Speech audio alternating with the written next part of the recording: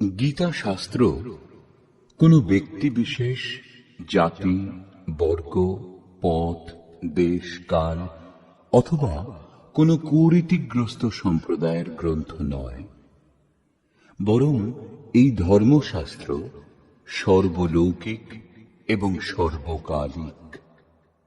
এই শাস্ত্র প্রত্যেক দেশ, প্রত্যেক জাতি, যে কোনো বয়সের প্রতিটি স্ত্রী পুরুষের জন্য, সবার জন্য।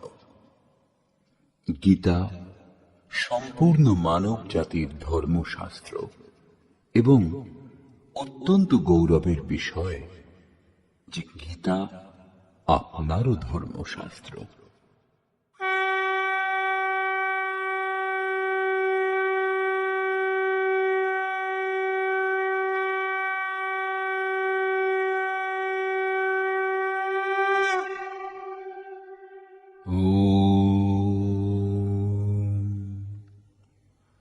শ্রী পরমাত্মনে নমঃ।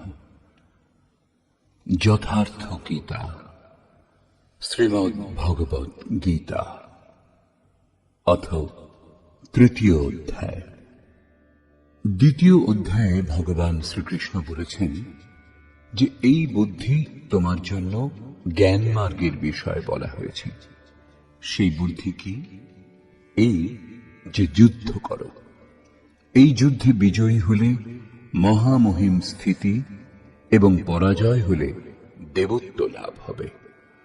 জয়লাভ করলে সর্বস্ব এবং পরাভব হলে দেবত্ব, কিছু লাভ হবেই।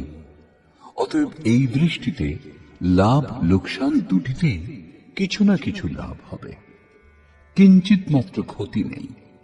পুনরায় বললেন, এখন তুমি নিষ্কাম কর্মযোগের বিষয়ে শোনো, যে বুদ্ধির সঙ্গে যুক্ত হয়ে তুমি কর্মবন্ধন থেকে সম্পূর্ণরূপে মুক্ত হয়ে যাবে।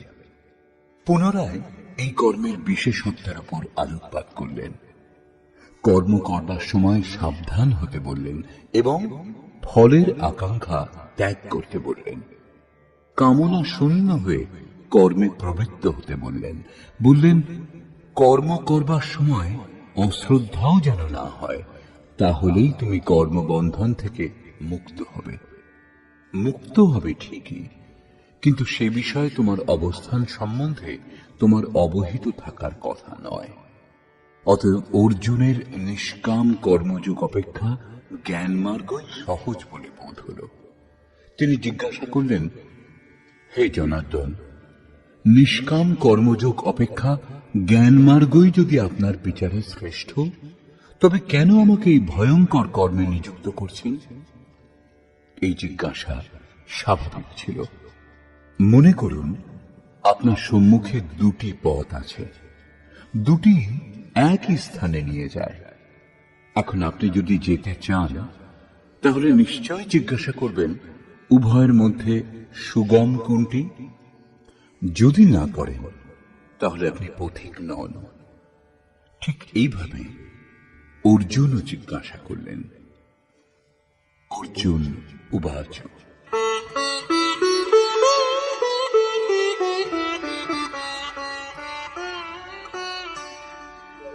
जायसी चेत् कर्मणस्ते मता बुद्धिर्जनार्दन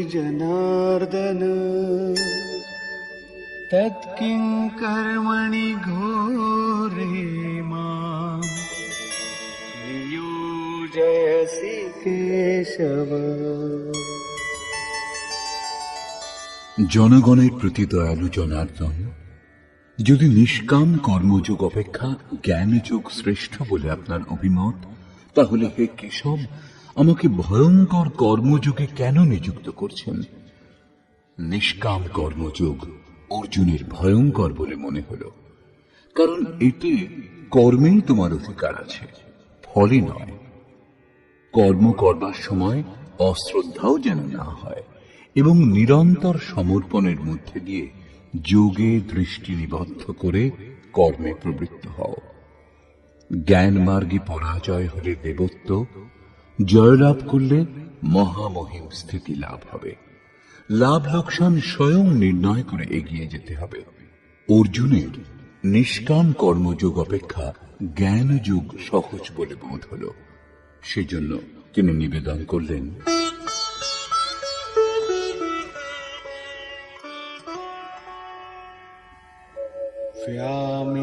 व्यामिश्रेणेव वाक्येन बुद्धिं मोहयसीव मे तदेकं वद निश्चित्य येन श्रेयोऽहमाप्नुयाम्।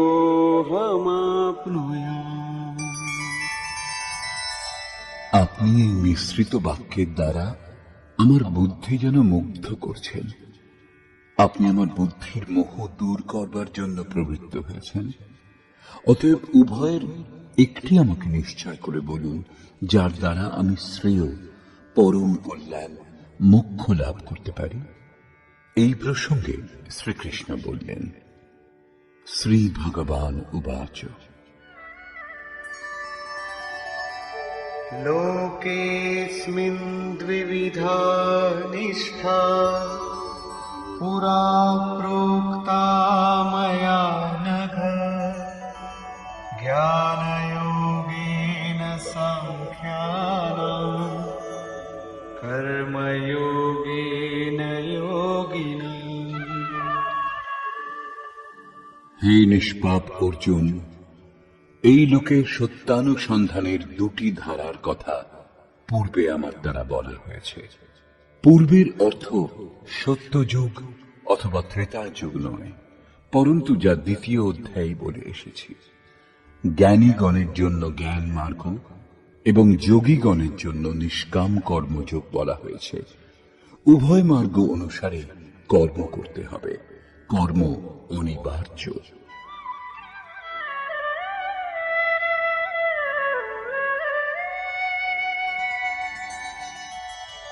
न कर्मणामनारम्भात्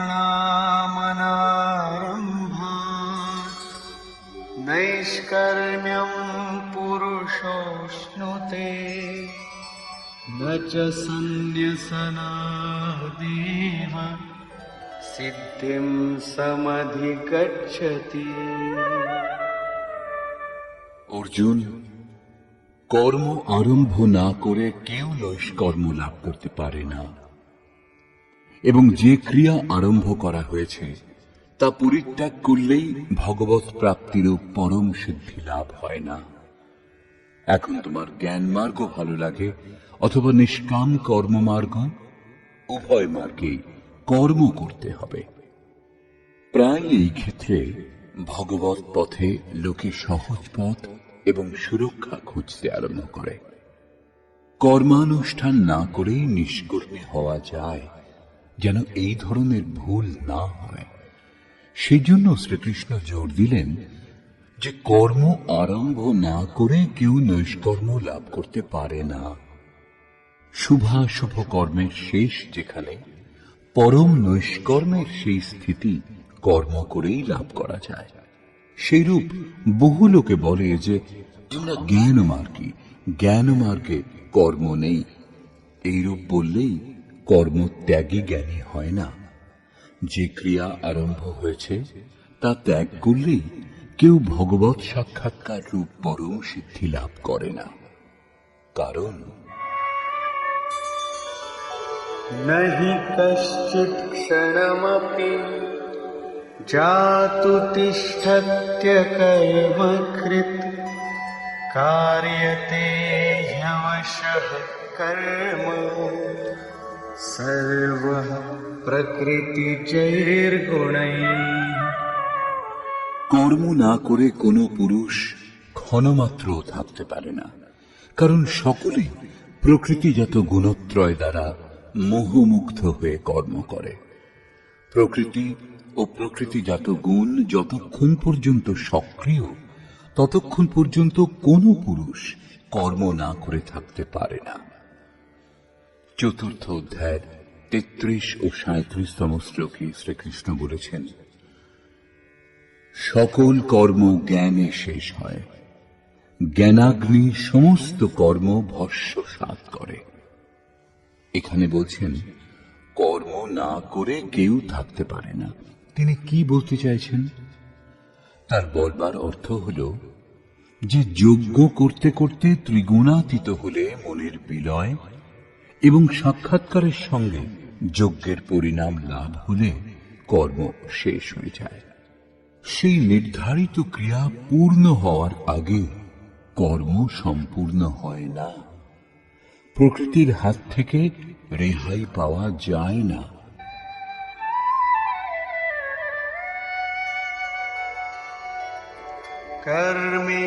कर्मेन्द्रियाणि संयम्य य आस्ते मनसा स्मरन् इन्द्रियार्थान् विमूढात्मा मिथ्याचार स उच्यते।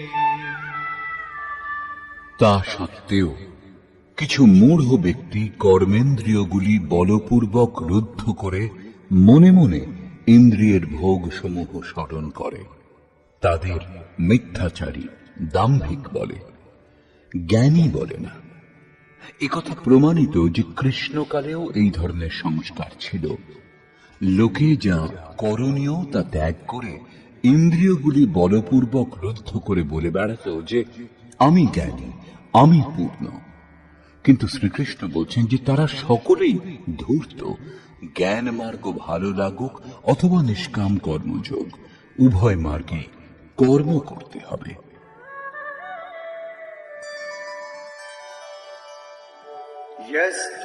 यस्त्विन्द्रियाणि मनसा नियम्यारभतेऽर्जुन कर्मेन्द्रियैः कर्मयोगम् असक्तः स विशिष्यते। অর্জুন, যিনি মন থেকে ইন্দ্রিয় সমূহ সংযত করেন, যখন মনেও বাসনার স্ফুরণ হয় না, সর্বদা অনাসক্ত হয়ে কর্মেন্দ্রিয় দ্বারা কর্মযোগের আচরণ করেন, তিনি শ্রেষ্ঠ। একথা বোঝা গেল যে কর্মের আচরণ করতে হবে, কিন্তু প্রশ্ন যে কোন কর্ম করব? ভগবান শ্রীকৃষ্ণ বলছেন, नियतं कुरु कर्म त्वं कर्म जायो ह्यकर्मणः शरीरयात्रापि च ते न प्रसिद्धेद कर्मणः। অর্জুন, তুমি নির্ধারিত কর্ম করো, অর্থাৎ কর্মের সংখ্যা অনেক, কিন্তু তার মধ্যে নির্দিষ্ট যে কর্মটি সেই নিয়ত কর্ম করো। কর্ম না করা অপেক্ষা কর্ম করাই শ্রেয়, কারণ কর্ম করে অল্প দূরত্ব অতিক্রম করে থাকলে, যেমন পূর্বে বলেছেন, জন্ম মৃত্যুর মহাভয় থেকে উদ্ধার করে, সেই জন্য শ্রেয়। কর্ম না করলে তোমার দেহযাত্রাও নির্বাহ হবে না। দেহযাত্রার অর্থ লোকে বলে শরীর নির্বাহ। কিরূপ শরীর নির্বাহ? আপনি কি দেহ? এই পুরুষ জন্ম জন্মান্তর যুগ যুগান্তর ধরে দেহযাত্রাই তো করে আসছে। বস্ত্র জীর্ণ হলে অন্য বস্ত্র ধারণ করে। সেইরূপ কীট পতঙ্গ থেকে শুরু করে মানুষ পর্যন্ত, ব্রহ্মা থেকে শুরু করে যাবন্মাত্র জগৎ পরিবর্তনশীল। উত্তম অধম বিভিন্ন যোনিতে এই জীব নিরন্তর দেহযাত্রাই করে চলেছে। কর্মই এই দেহযাত্রা সম্পূর্ণ করে। মনে করুন, একটা মাত্র জন্ম নিতে হয়েছে, কিন্তু তবু যাত্রা তো সম্পূর্ণ হয়নি। এখনো সে পথিক। যাত্রা সম্পূর্ণ তখনই হবে যখন গন্তব্য এসে যাবে। পরমাত্মাতে স্থিতি লাভ করবার পর আত্মা শরীরে অনুপ্রবেশ করলে আর যাত্রা করতে হয় না। অর্থাৎ শরীর ত্যাগ, শরীর ধারণ এই পর্যায়ে শেষ হয়। অতএব কর্ম পূর্ণতা প্রদান করে। এই পুরুষকে কর্ম সম্পূর্ণ হওয়ার পর আর দেহের যাত্রা করতে হয় না। মোক্ষ সে শুভাত। অর্জুন, এই কর্ম করে তুমি সংসার বন্ধন স্বরূপ অশুভ থেকে মুক্ত হয়ে যাবে। কর্ম সংসার বন্ধন থেকে মুক্ত করে দেয়। এখন প্রশ্ন, সেই নির্ধারিত কর্ম কি? শ্রী ভগবান বলছেন,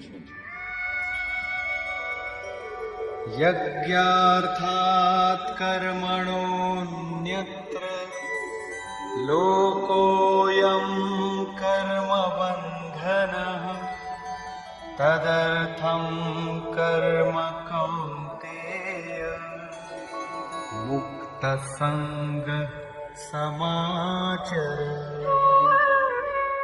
অর্জুন, যজ্ঞের অনুষ্ঠানই কর্ম। যে ক্রিয়া দ্বারা যজ্ঞ পূর্ণ হয় সেই ক্রিয়া কর্ম। প্রমাণিত হল যে কর্ম একটি নির্ধারিত প্রক্রিয়া। এছাড়া অন্য কর্ম কি কর্ম নয়?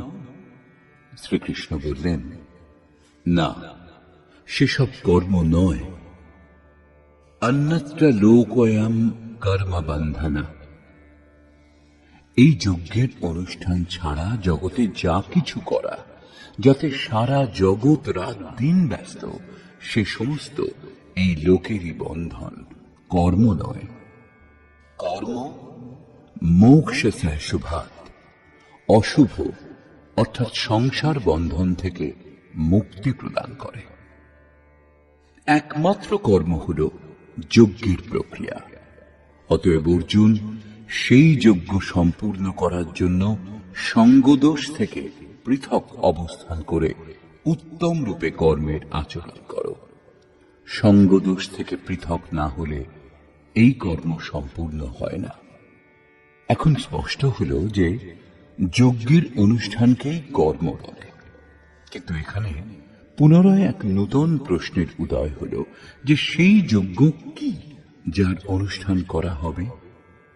সেই জন্য প্রথমে যজ্ঞ কি তা না বলে শ্রীকৃষ্ণ বললেন যে যজ্ঞের উৎপত্তি হল কোত্থেকে, যজ্ঞ থেকে আমরা কি ফল লাভ করি তার বিশেষত্ব বললেন, এবং চতুর্থ অধ্যায়ে স্পষ্ট করেছেন যে যজ্ঞ কি যার অনুষ্ঠান করলে কর্মের আরম্ভ হবে।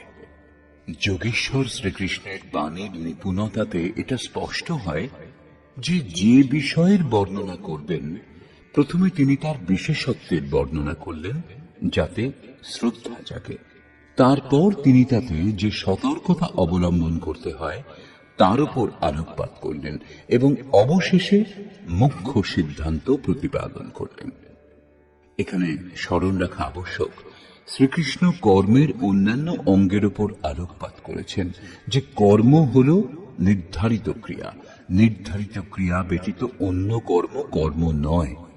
দ্বিতীয় অধ্যায়ে প্রথমবার কর্মের নাম উল্লেখ করেছেন, তার বিশেষত্বের উপর জোর দিলেন, তাতে যে সতর্কতা অবলম্বন করা হয় তার উপর আলোকপাত করলেন, কিন্তু কর্ম কি বললেন না। এখানে বর্তমান অধ্যায় বললেন যে কেউ কর্ম না করে থাকতে পারে না। প্রকৃতির প্রভাবে মানুষ কর্ম করে। এছাড়া যারা ইন্দ্রিয়গুলিকে বলপূর্বক অবরুদ্ধ করে মন থেকে বিষয় চিন্তা করে তারা অহংকারী। সেই জন্য অর্জুন, মনের দ্বারা ইন্দ্রিয় সমূহ সংযত করে তুমি কর্ম করো, কিন্তু কোন কর্ম করা হবে সে প্রশ্নটি যেমন তেমনি রইল। যোগেশ্বর শ্রীকৃষ্ণ বললেন, অর্জুন, তুমি নির্ধারিত কর্ম করো। এখন প্রশ্ন, সেই নির্ধারিত কর্ম কি যার অনুষ্ঠান করতে বলেছেন? তিনি বলছেন যজ্ঞের অনুষ্ঠান করাই কর্ম। এখন প্রশ্ন ওঠে যে যজ্ঞ কি?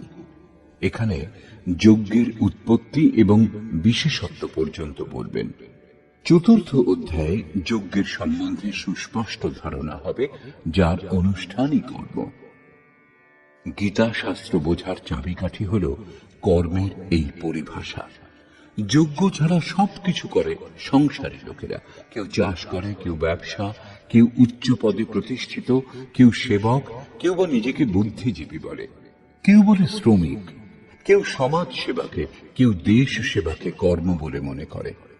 এই কর্মগুলির মধ্যে কিছু কর্মকে সকাম এবং কিছু কর্মকে নিষ্কাম কর্ম বলে লোকের ভূমিকাও তৈরি করে নিয়েছে। কিন্তু শ্রীকৃষ্ণের অনুসারে সেসব কর্ম নয়। অন্যত্র লোকোয়ম কর্ম বন্ধনা। যজ্ঞের অনুষ্ঠান ছাড়া যা কিছু করা হয় সেসব কর্ম এই লোকেরই বন্ধন, মোক্ষ প্রদানকারী কর্ম নয়। বস্তুত যজ্ঞের অনুষ্ঠান কর্ম। এখন যজ্ঞ কি তা না বলে ভগবান শ্রীকৃষ্ণ বলছেন, যজ্ঞ এলো কোথা থেকে?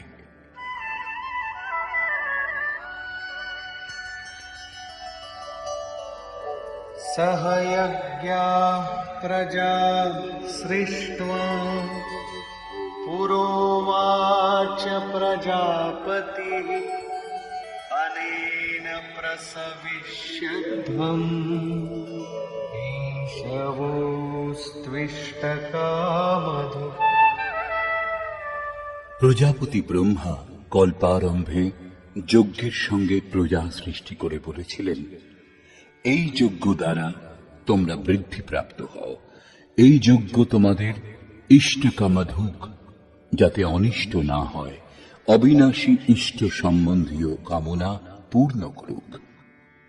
যজ্ঞর সঙ্গে প্রজাদেরকে সৃষ্টি করেছিলেন প্রজাপতি ব্রহ্মা। ব্রহ্মাকে, তিনি কি চতুর্মুখ এবং অষ্টচক্ষু বিশিষ্ট কোন দেবতা যেমন প্রচলিত আছে? শ্রীকৃষ্ণের অনুসারে দেবতা নামের কোন আলাদা সত্তা নেই। তাহলে প্রজাপতি কে? বস্তুত যিনি প্রজার মূল উদ্গম, পরমাত্মাতে স্থিতি লাভ করেছেন, সেই মহাপুরুষই প্রজাপতি। বুদ্ধি ব্রহ্মা, অহংকার শিব, বুদ্ধি অজ, মনসী চিত্ত মহান। সেই সময় বুদ্ধি যন্ত্র মাত্র হয়। এইরূপ মহাপুরুষের মাধ্যমে পরমাত্মাই কথা বলেন। ভজনের বাস্তবিক ক্রিয়া আরম্ভ হলে বুদ্ধির ক্রমবিকাশ হয়। শুরুতে সেই বুদ্ধি ব্রহ্মবিদ্যার সঙ্গে সংযুক্ত হওয়ার জন্য তাকে ব্রহ্মবিদ বলা হয়। ক্রমশ সমস্ত বিকার শান্ত হলে, ব্রহ্মবিদ্যাতে শ্রেষ্ঠতা লাভ করলে তাকে ব্রহ্মবিদ্যর বলা হয়। ধীরে ধীরে বিকাশ আরো সূক্ষ্ম হলে, বুদ্ধির আরো বিকাশ হয়, তখন তাকে ব্রহ্মবিদ্যরিয়ান বলে। সেই অবস্থা লাভ হলে ব্রহ্মবিদ্যেতা পুরুষ অন্যকেও উত্থান মার্গে নিয়ে যাওয়ার যোগ্যতা অর্জন করেন। বুদ্ধির পরাকাষ্ঠা হল ব্রহ্মবিদ্যরিষ্ট, অর্থাৎ ব্রহ্মবিদের সেই অবস্থা যাতে ইষ্ট ওতপ্রোত। এইরূপ স্থিতি লাভ করেছেন যিনি, তিনি প্রজার মূল উদ্গম পরমাত্মায় স্থিত থাকেন। এরূপ মহাপুরুষের বুদ্ধি যন্ত্রমাত্র, তাঁদেরই প্রজাপতি বলা হয়। তারা প্রকৃতির দ্বন্দ্বের বিশ্লেষণ করে আরাধনা ক্রিয়ার রচনা করেন। যজ্ঞের অনুরূপ সংস্কার প্রদান করাই প্রজা সৃষ্টি।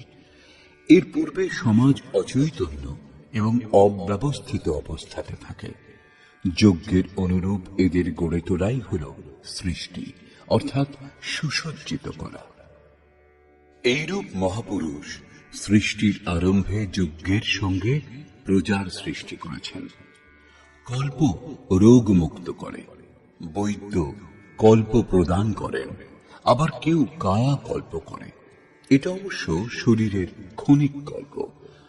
যথার্থ কল্প তখনই হয় যখন ভবরোগ থেকে মুক্তি লাভ হয়। আরাধনার আরম্ভ এই কল্পের প্রারম্ভিক অবস্থা। আরাধনা সম্পূর্ণ হলেই কল্প সম্পূর্ণ হবে। সেইরূপ পরমাত্ম স্বরূপে স্থিত মহাপুরুষগণ ভজনের আরম্ভে যজ্ঞের সঙ্গে সংস্কার সুসংগঠিত করে বললেন, এই যজ্ঞ দ্বারা তোমরা সমৃদ্ধ হও। কিরূপ সমৃদ্ধি? সেই সমৃদ্ধি কি কাঁচা ঘরবাড়ি পাকা করা, বেশি উপার্জন করা? বলছেন না, যজ্ঞ ইষ্ট কামধুক, ইষ্ট সম্বন্ধীয় কামনা পূর্ণ করবে। ইষ্ট একমাত্র পরমাত্মা, সেই পরমাত্মা সম্বন্ধীয় কামনা পূর্ণ করে এই যজ্ঞ। এখানে এ প্রশ্ন স্বাভাবিক যে যজ্ঞ সরাসরি পরমাত্মার প্রাপ্তি করাবে নাকি ক্রমে ক্রমে চলার পর।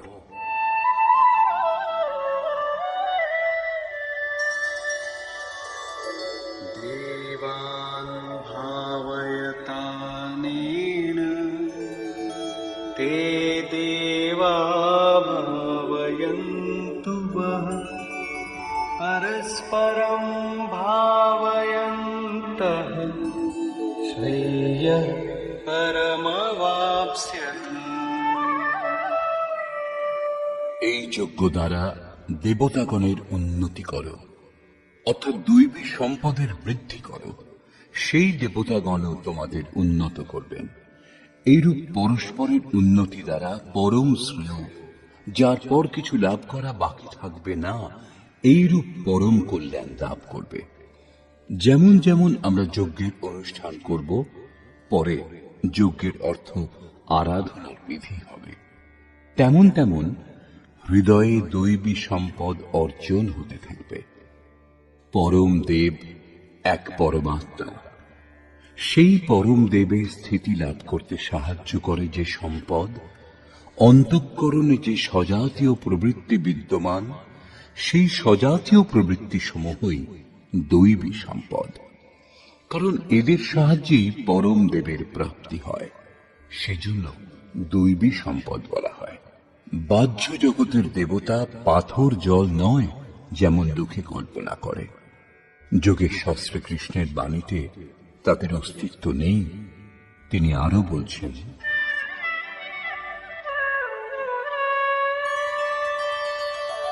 इष्टान् भोगान् हि वो देव दास्यन्ते यज्ञभाविताः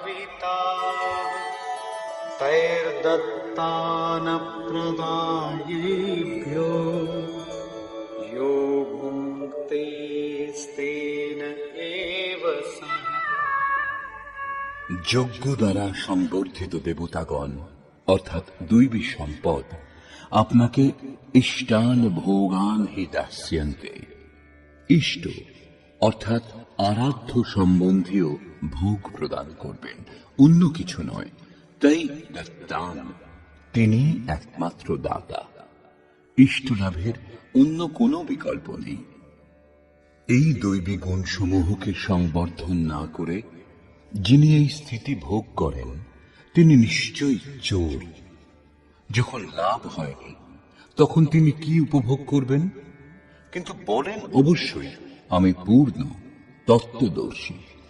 এইরূপ মিথ্যাবাদী এই পথ থেকে মুখ লুকিয়ে বেড়ায়। তারা চোর, প্রাপ্তকর্তা নয়। কিন্তু যারা লাভ করেছেন তারা কি পেয়েছেন?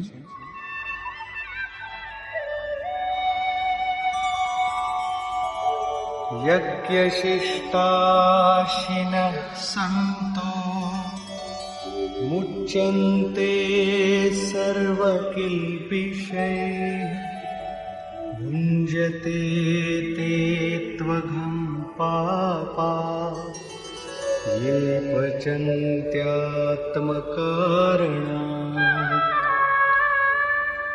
যে সাধু পুরুষগণ যজ্ঞাবশেষ অন্ন গ্রহণ করেন তারা সকল পাপ থেকে মুক্ত হন। দৈবী সম্পদের বৃদ্ধি করতে করতে পরিণামে প্রাপ্তিকালই পূর্তিকাল।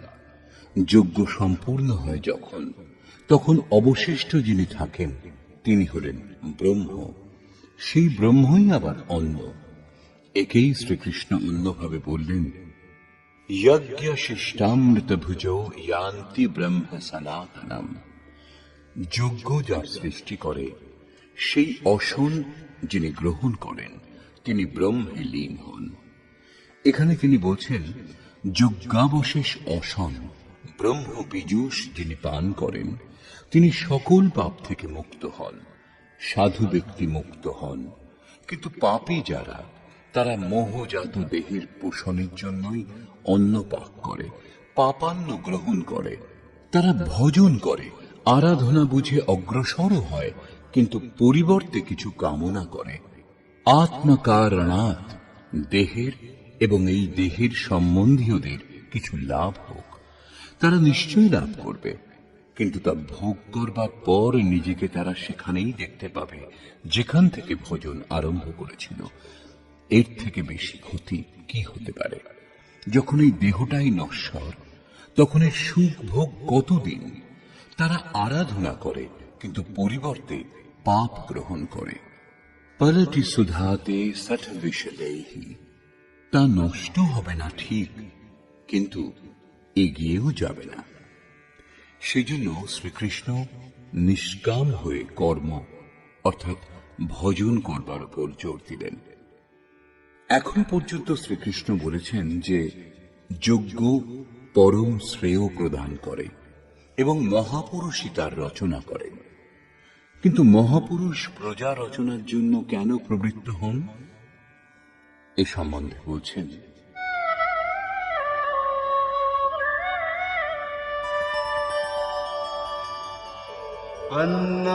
अन्नाद्भवन्ति भूतानि पर्जन्यादन्नसम्भवः यज्ञाद्भवति पर्जन्यो यज्ञः कर्म समुद्भवः।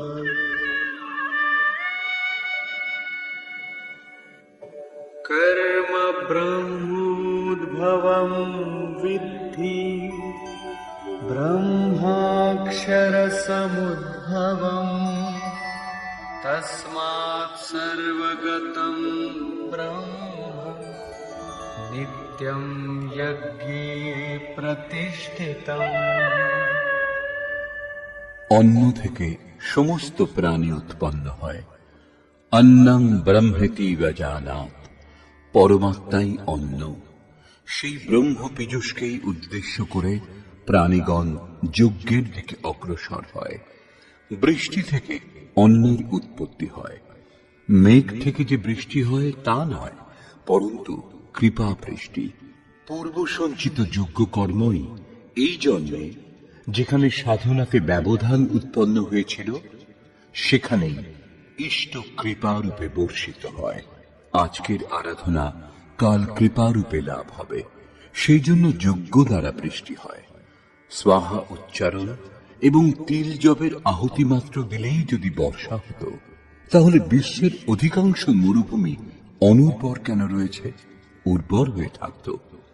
এখানে যজ্ঞের পরিণাম কৃপা বৃষ্টি। এই যজ্ঞের অনুষ্ঠান কর্ম দ্বারা হয়। কর্ম করে গেলেই একদিন যজ্ঞ সম্পূর্ণ হয়। সেই কর্ম বেদ থেকে উৎপন্ন জানবে। বেদ হল ব্রহ্মস্থিত মহাপুরুষের বাণী।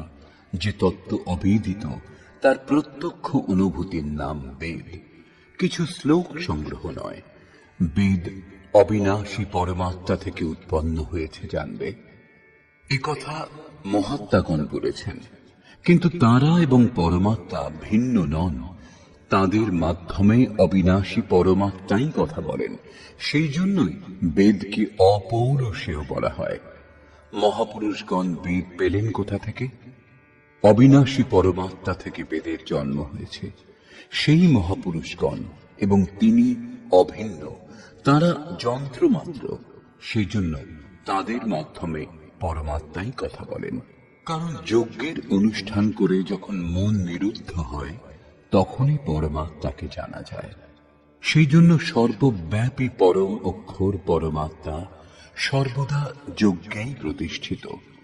যজ্ঞের অনুষ্ঠানই তাকে লাভ করবার একমাত্র উপায়। এরই উপর ভগবান জোর দিলেন। एवं प्रवर्तितं चक्रं नानुवर्तयति यः अघायुरिन्द्रियारामो मूढं पार्थ सजीवति। হে পার্থ, যে ব্যক্তি ইহলোকে মনুষ্য দেহ লাভ করে এই সাধন চক্রের অনুসারে অনুষ্ঠান করে না, অর্থাৎ দৈবী সম্পদের উৎকর্ষ, দেবতাগণের বৃদ্ধি এবং পরস্পর বৃদ্ধি দ্বারা অক্ষয় ধাম লাভ, এই ক্রম অনুসারে যে কর্মে প্রবৃত্ত হয় না, ইন্দ্রিয়গুলির সুখ আকাঙ্ক্ষী সেই পাপী ব্যক্তি বৃথা জীবন ধারণ করে। বন্ধুগণ, যোগেশ্বর শ্রীকৃষ্ণ ৩য় অধ্যায়ে শুধু কর্মের নাম নিয়েছেন এবং বর্তমান অধ্যায়ে বলছেন নিয়ত কর্মের আচরণ করো। যজ্ঞের প্রক্রিয়াই কর্ম। এছাড়া যা কিছু করা হয় তা এই লোকেরই বন্ধন। এই কারণে সঙ্গদোষ থেকে পৃথক অবস্থান করে যজ্ঞের পূর্তির জন্য কর্মের আচরণ করো। তিনি যজ্ঞের বিশেষত্বের উপর আলোকপাত করলেন এবং বললেন, যজ্ঞের উৎপত্তি হয়েছে ব্রহ্মা থেকে।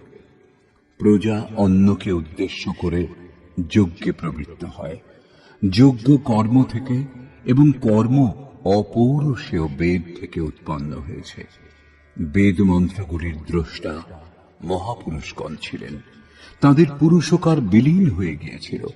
প্রাপ্তির পর শেষে অবিনাশী পরমাত্মাই শুধু থাকেন। সেই জন্য বেদ পরমাত্মা থেকে উৎপন্ন। সর্বব্যাপী পরমাত্মা সর্বদা যজ্ঞে প্রতিষ্ঠিত।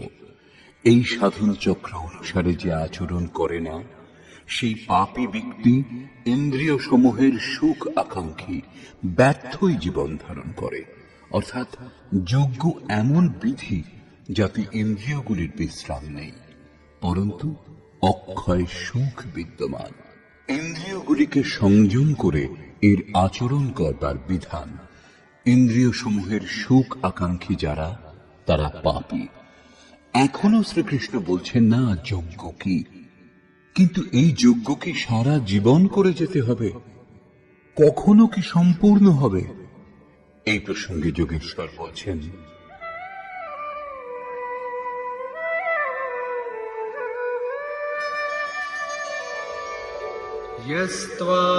यस्त्वात्मरतिरेव स्यात् आत्मतृप्तश्च मानवः आत्मन्येव च सन्तुष्टः तस्य कार्यं न विद्यते।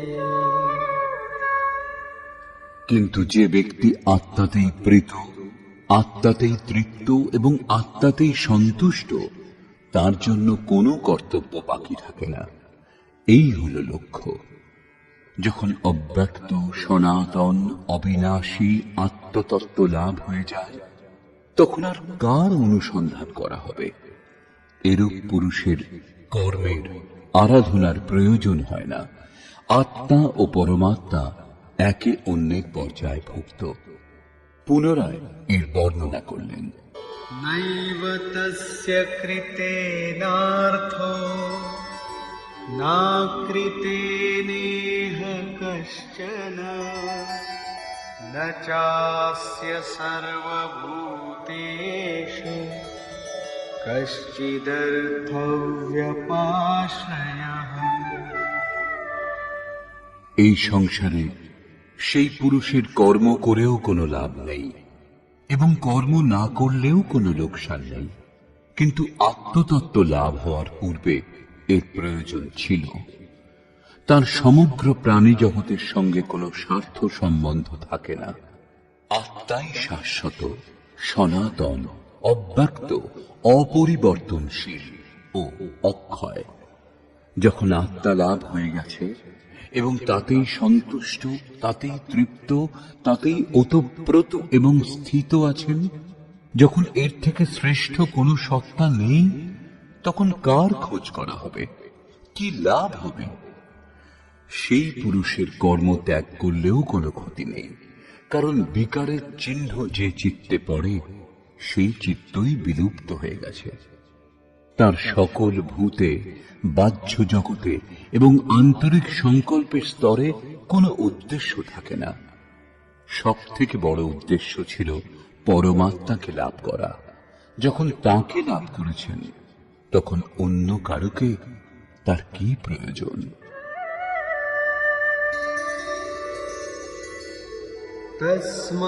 तस्मादसक्तः सततम् कार्यं कर्म समाचर असक्तो ह्याचरन् कर्म परमाप्नोति पुरुषः।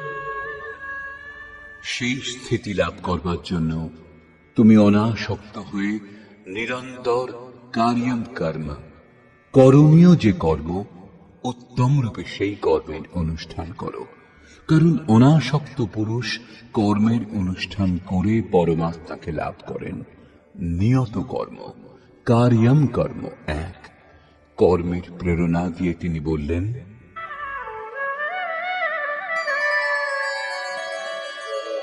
कर्मणैव हि संसिद्धिम् आस्थिता जनकादयः लोकसङ्ग्रहमेवापि सम्पश्यन् कर्तुमर्हसि।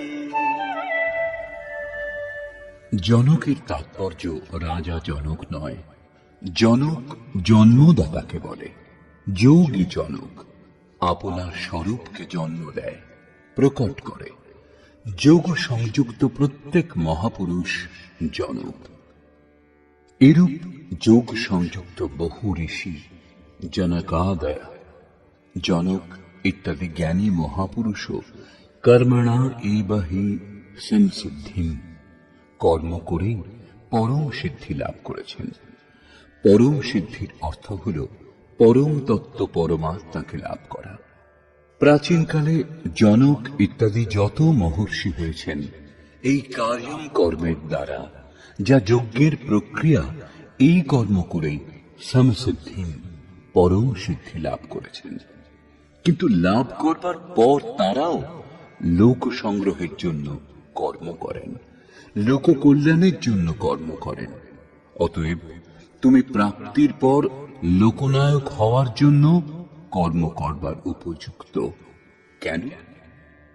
এখন শ্রীকৃষ্ণ বলছেন যে লাভ করবার পর মহাপুরুষের কর্ম করলে কোনো লাভ হয় না, এবং কর্ম না করলেও তার কোনো লোকসান হয় না।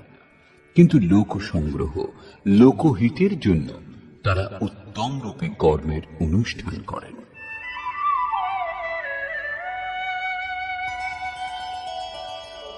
यद्यदाचरति श्रेष्ठः तत्तदेवेतरो जनः स यत्प्रमाणं कुरुते लोकस्तदनुवर्तते। শ্রেষ্ঠ ব্যক্তি যা যা আচরণ করেন সাধারণ লোকে তাই অনুকরণ করে। সেই মহাপুরুষ যা কিছু প্রমাণ করে দেন অন্য লোকে তাই অনুসরণ করে। পূর্বে শ্রীকৃষ্ণ স্বরূপে স্থিত আত্মতৃপ্ত মহাপুরুষের অবস্থিতির উপর আলোকপাত করেছেন। তাদের কর্ম করলে কোনো লাভ হয় না এবং ত্যাগ করলে কোনো লোকসানও হয় না। তা সত্ত্বেও জনকাদি উত্তম রূপে কর্মের অনুষ্ঠান করতেন। এখানে শ্রীকৃষ্ণ সেই মহাপুরুষগণের সঙ্গে নিজের তুলনা করেছেন যে তিনিও মহাপুরুষ।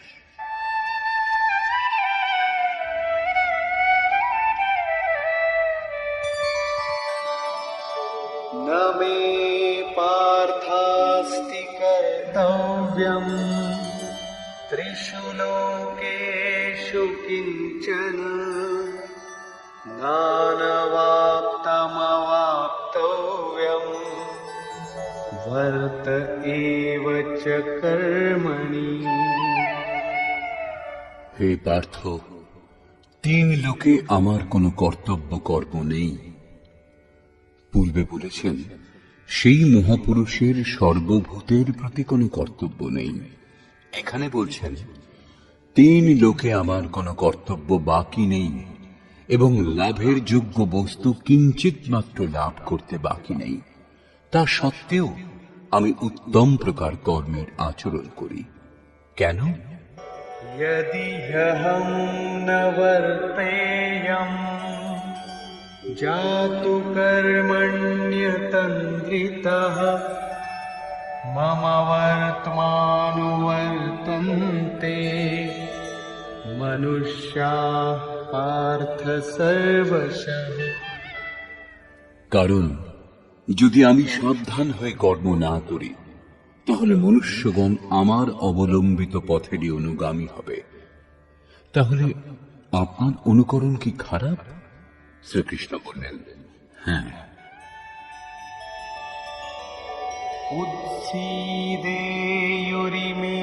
লোকা ন কুর্যাম কর্ম চেদহম শঙ্করস্য চ কর্তাস্যাম উপহন্যামি মাঃ প্রজাঃ। যদি আমি সাবধান হয়ে কর্ম না করি তাহলে এই সকল লোক ভ্রষ্ট হবে এবং আমি শঙ্করাস্য বর্ণ সংকরের সৃষ্টিকর্তা হব এবং এই সকল প্রজার বিনাশের কারণ হব। স্বরূপে স্থিত মহাপুরুষ সতর্ক হয়ে যদি আরাধনাক্রমে প্রবৃত্ত না থাকেন তাহলে সমাজ তার অনুকরণ করে ভ্রষ্ট হয়ে যাবে।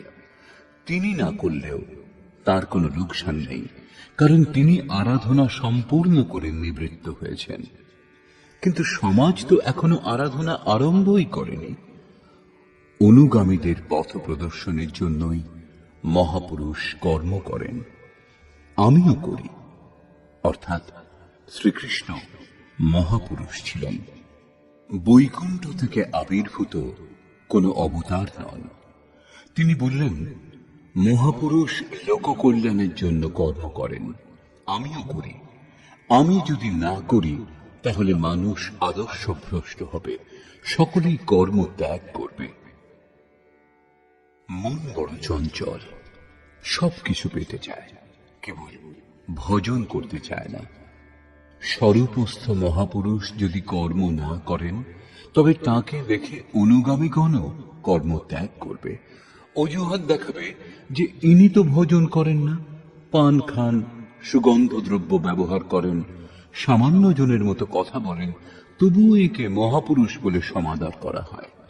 এরূপ চিন্তা করে তারাও আরাধনা ত্যাগ করে আদর্শভ্রষ্ট হয়। শ্রীকৃষ্ণ বললেন, যদি আমি কর্ম না করি তাহলে সকলেই ভ্রষ্ট হবে এবং আমি বর্ণ সংকর দোষের মূল কারণ হব। স্ত্রীগণ কলুষিত হলে বর্ণ সংকরের প্রভাব দেখা যায়। অর্জুন এই ভয়ে ব্যাকুল ছিলেন যে স্ত্রীগণ কলুষিত হলে বর্ণ সংকর উৎপন্ন হবে। কিন্তু শ্রীকৃষ্ণ বললেন, যদি আমি সাবধান হয়ে আরাধনায় রত না থাকি তাহলে বর্ণ সংকর দোষের মূল কারণ আমি হব। বস্তুত আত্মার শুদ্ধ বর্ণ পরমাত্মা, নিজের শাশ্বত স্বরূপের পথ থেকে ভ্রষ্ট হওয়াই বর্ণ সংকরতা। স্বরূপস্থ মহাপুরুষ আরাধনা ক্রিয়াতে প্রবৃত্ত না থাকলে অনুগামীগণ তাকে অনুকরণ করতে গিয়ে ক্রিয়ারহিত হয়ে যাবে, আত্মপথ থেকে ভ্রষ্ট হবে, বর্ণ সংকর হয়ে যাবে, তারা প্রকৃতির মোহে মুগ্ধ হবে। স্ত্রীগণের সতীত্ব এবং জাতির শুদ্ধতা এগুলি সামাজিক ব্যবস্থা, অধিকারের প্রশ্ন। সমাজের পক্ষে এর উপযোগিতাও আছে, কিন্তু মাতা পিতার ভুলের কোনো প্রভাব সন্তানের সাধনার উপর পড়ে না। আপন করণী পার উতরণী। হনুমান, ব্যাস, বশিষ্ঠ, নারদ, সুখদেব, কবির, যিশু এরা উত্তম মহাপুরুষ হয়েছিলেন, কিন্তু সামাজিক কুলীনতার সঙ্গে এদের কোনো সম্পর্ক ছিল না। আত্মা নিজের পূর্বজন্মের গুণধর্ম সঙ্গে নিয়ে আসে। শ্রীকৃষ্ণ বলছেন, মনঃ ষষ্ঠানি ইন্দ্রিয়াণি প্রকৃতি স্থানে কর্ষতি। মন ও ইন্দ্রিয় সমূহ দ্বারা যে কাজ এই জন্মে করা হয় সেই সংস্কার নিয়ে জীবাত্মা পুরনো দেহ ত্যাগ করে নূতন দেহে প্রবেশ করে। এতে জন্মদাতাদের কোনো ভূমিকা নেই, তাদের বিকাশক্রমে কোনো ব্যবধানের সৃষ্টি হয় না। অতএব স্ত্রীগণ কলুষিত হলে বর্ণ সংকর হয় না। স্ত্রীগণের কলুষিত হওয়া এবং বর্ণ সংকরের মধ্যে কোনো সম্পর্ক নেই। শুদ্ধ স্বরূপের দিকে অগ্রসর না হয়ে প্রকৃতিতে মুগ্ধ হওয়াকেই বর্ণ সংকর বলে। মহাপুরুষ যদি সাবধান হয়ে ক্রিয়াতে নিয়ত কর্মে প্রবৃত্ত না থাকেন এবং অন্য লোকদের দিয়ে ক্রিয়া না করান, তাহলে তিনি সেই সকল প্রজার হননকারী, বিনাশক হন। সাধনাক্রমে চলে সেই মূল অবিনাশীকে লাভ করাই জীবন, এবং প্রকৃতিতে মুগ্ধ হওয়া, পথভ্রষ্ট হওয়াই মৃত্যু। কিন্তু মহাপুরুষ যদি এই সকল প্রজাদের ক্রিয়াপথে চালিত না করেন, সেই সকল প্রজাদের সংযত করে সৎ পথে না চালান, তাহলে তিনি সকল প্রজার হননকর্তা, হিংসক হবেন। এবং যিনি স্বয়ং চলে অন্যকেও সেই পথে চালান, তিনি শুদ্ধ অহিংসক। গীতা শাস্ত্র অনুসারে দেহের মৃত্যু নশ্বর কলেবরের মৃত্যু, পরিবর্তন মাত্র, হিংসা নয়।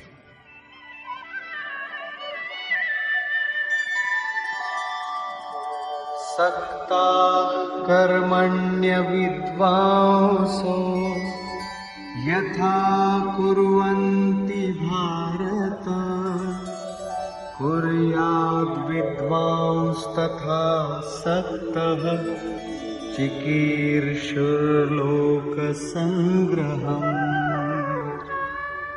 হে ভারত, অজ্ঞানীগণ আসক্ত হয়ে যেরূপ কর্ম করেন, পূর্ণ জ্ঞাতা বিদ্বান অনাসক্ত হয়ে লোকহৃদয়ে প্রেরণা এবং কল্যাণ সংগ্রহের জন্য সেই রূপ কর্ম করেন। যজ্ঞের বিধি জেনেও করেও আমরা অজ্ঞানী। জ্ঞানের অর্থ হল প্রত্যক্ষভাবে জানা। যতক্ষণ আমরা লেশমাত্র আরাধ্য থেকে পৃথক, ততক্ষণ অজ্ঞান বিদ্যমান। যতক্ষণ অজ্ঞান বিদ্যমান, ততক্ষণ কর্মে আসক্তি থাকে। অজ্ঞানী যতটা আসক্ত হয়ে আরাধনা করেন, ততটাই অনাসক্ত। যার কর্ম করবার প্রয়োজন নেই, তার আসক্তি কেন হবে? এরূপ পূর্ণ জ্ঞাতা মহাপুরুষও লোকহিতের জন্য কর্ম করেন, দৈবী সম্পদের উৎকর্ষ করেন, যাতে সমাজ সেই পথে চলতে পারে।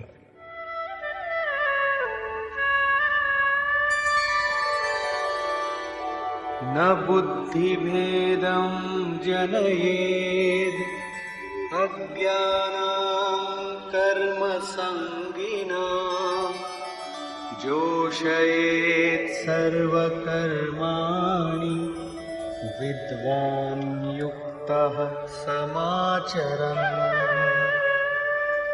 জ্ঞানী পুরুষের লক্ষ্য রাখা উচিত, যাতে কর্মে আসক্ত অজ্ঞানীগণের বুদ্ধিভ্রম না হয়। অর্থাৎ স্বরূপস্থ মহাপুরুষগণ সতর্ক হয়ে আচরণ করবেন, যাতে অনুগামীদের মনে কর্মের প্রতি অশ্রদ্ধা উৎপন্ন না হয়।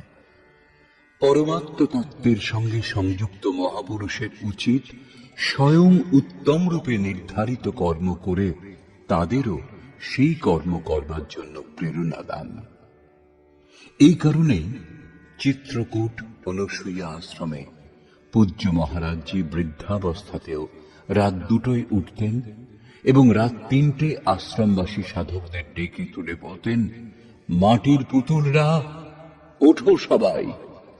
আশ্রমবাসীগণ উঠে যে যার চিন্তন ক্রিয়ায় মগ্ন হয়ে যেতেন।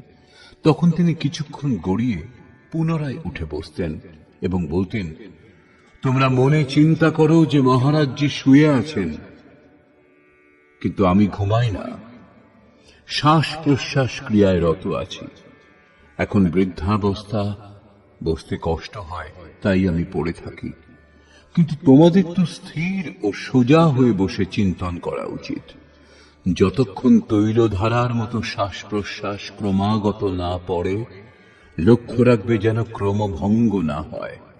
মাঝে কোনো সংকল্প যাতে ব্যবধান উৎপন্ন না করতে পারে, ততক্ষণ সতত প্রবৃত্ত থাকা সাধকের ধর্ম। আমার শ্বাস এখন বাঁশের মতো স্থির দাঁড়িয়ে গেছে। অনুগামীদের জন্য মহাপুরুষগণ উত্তম রূপে কর্মে প্রবৃত্ত থাকেন। জিস গুণ কো শিখাবে উসে করকে দিখাবে, অর্থাৎ আপনি আচরি ধর্ম জীবেরে শিখায়। এইরূপ স্বরূপস্থ মহাপুরুষের উচিত স্বয়ং কর্মে প্রবৃত্ত থেকে সাধকদেরও আরাধনায় প্রবৃত্ত হওয়ার জন্য প্রেরণা দান। সাধকদেরও শ্রদ্ধাপূর্বক আরাধনা ক্রিয়াতে প্রবৃত্ত হওয়া উচিত। কিন্তু জ্ঞানযোগী হন অথবা নিষ্কাম কর্মযোগী সাধকের অহংকার হওয়া উচিত নয়। কার দ্বারা কর্ম হয়, কর্ম সম্পাদনের কারণ কি, এর উপর শ্রীকৃষ্ণ আলোকপাত করলেন।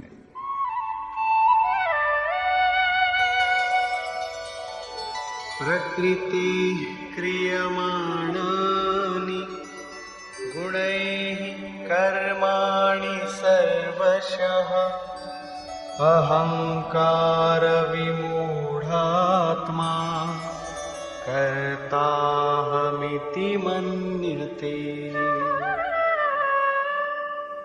আরম্ভ থেকে পূর্ণ হওয়া পর্যন্ত কর্ম প্রকৃতির গুণত্রয় দ্বারা সম্পাদিত হয়। তা সত্ত্বেও অহংকারে যিনি বিশেষ রূপে মূঢ়, তিনি আমি কর্তা এই রূপ মনে করেন।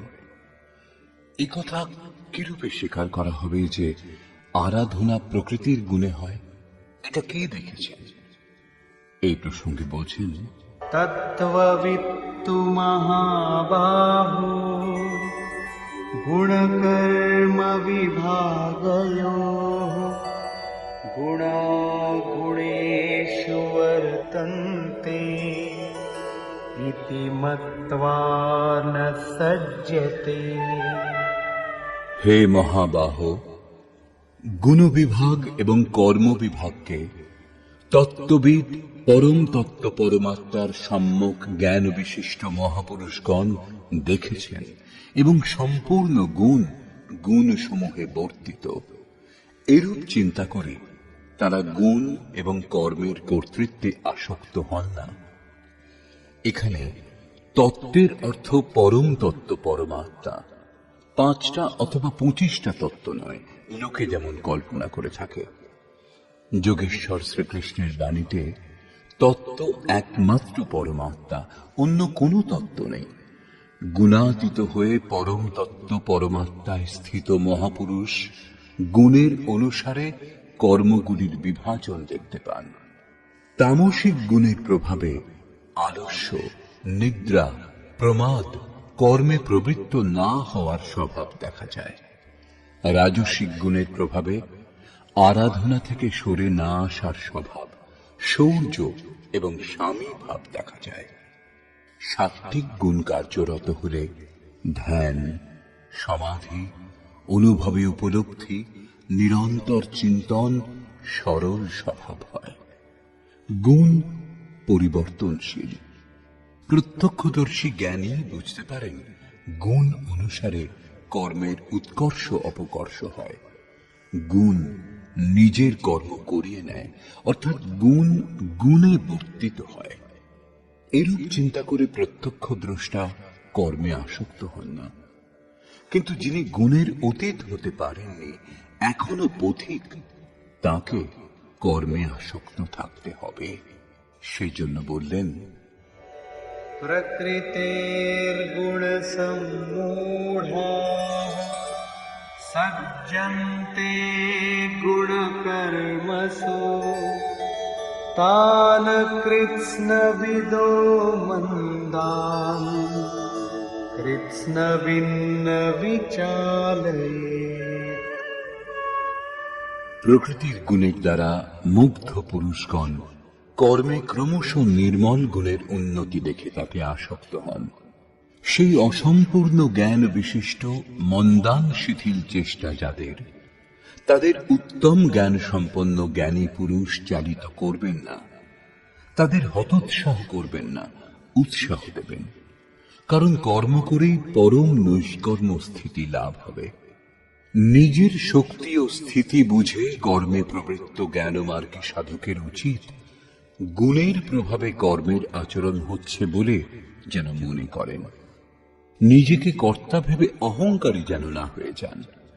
নির্মল গুণলাভ হলেও তাতে আসক্ত যেন না হন। কিন্তু নিষ্কাম কর্মযোগীর কর্ম এবং গুণের বিশ্লেষণ করে সময় নষ্ট করা উচিত নয়। তাকে আত্মসমর্পণ করে শুধু কর্মে প্রবৃত্ত থাকতে হবে। কোন গুণ কার্যরত তা দেখার ভার ইষ্টের। গুণের পরিবর্তন এবং ক্রমশ উত্থান তিনি ইষ্টের কৃপা বলে মনে করেন। কর্মের আচরণও তাঁরই কৃপা বলে মনে করেন। অতএব আমি কর্তা এই অহংকার অথবা গুণে আসক্ত হওয়ার সমস্যা তার থাকে না। তিনি তো অনবরত প্রবৃত্ত থাকেন। এই প্রসঙ্গে এর সঙ্গে যুদ্ধের স্বরূপ বর্ণনা করে ভগবান শ্রীকৃষ্ণ বলছেন,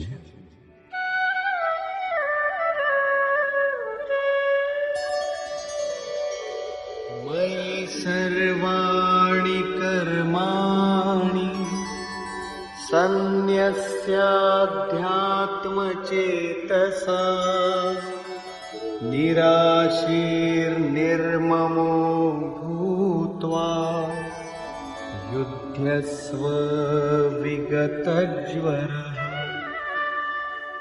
সেই জন্য অর্জুন, তুমি অধ্যাত্ম চেতসা অন্তরাত্মায় চিত্তকে নিরুদ্ধ করে ধ্যানস্থ হয়ে কর্মগুলি আমাতে সমর্পণ করে আশা, মমতা ও শোক শূন্য হয়ে যুদ্ধ করো।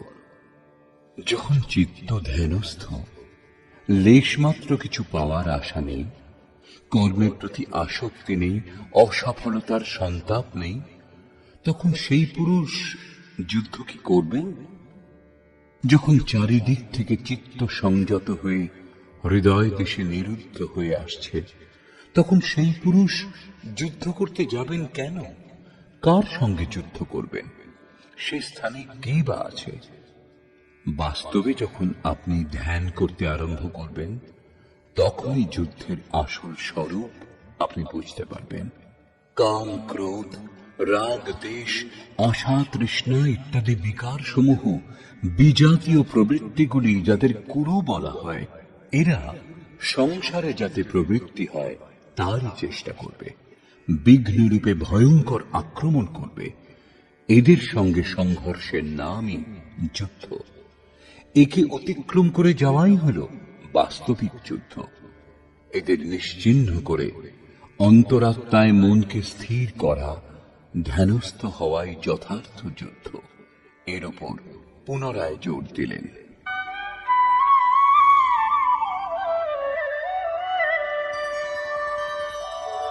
ये मे मतमिदं नित्यम् अनुतिष्ठन्ति मानवाः श्रद्धावन्तो न सूयन्तो मुच्यन्ते तेऽपि कर्मभिः।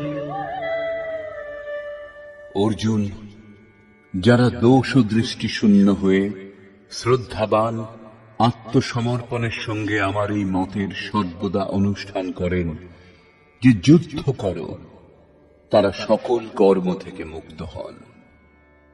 যোগেশ্বর শ্রীকৃষ্ণের এই আশ্বাস কেবল হিন্দু, মুসলমান অথবা খ্রিস্টানদের জন্য নয়, পরন্তু মানুষ মাত্রের জন্য। তার বাণী হল যুদ্ধ করো। এই আদেশ থেকে মনে হয় যেন এই উপদেশ কেবল যুদ্ধাকাঙ্ক্ষী ব্যক্তিদের জন্যই ছিল। অর্জুনের সম্মুখে সৌভাগ্যবশত কুরুক্ষেত্রের যুদ্ধের পরিস্থিতি ছিল, কিন্তু আপনার সম্মুখে কোনো যুদ্ধ স্থিতি নেই। তাহলে গীতা শাস্ত্রের উপদেশ আপনার কি কাজে লাগবে? কারণ কর্ম থেকে মুক্ত হওয়ার একমাত্র উপায় যুদ্ধ।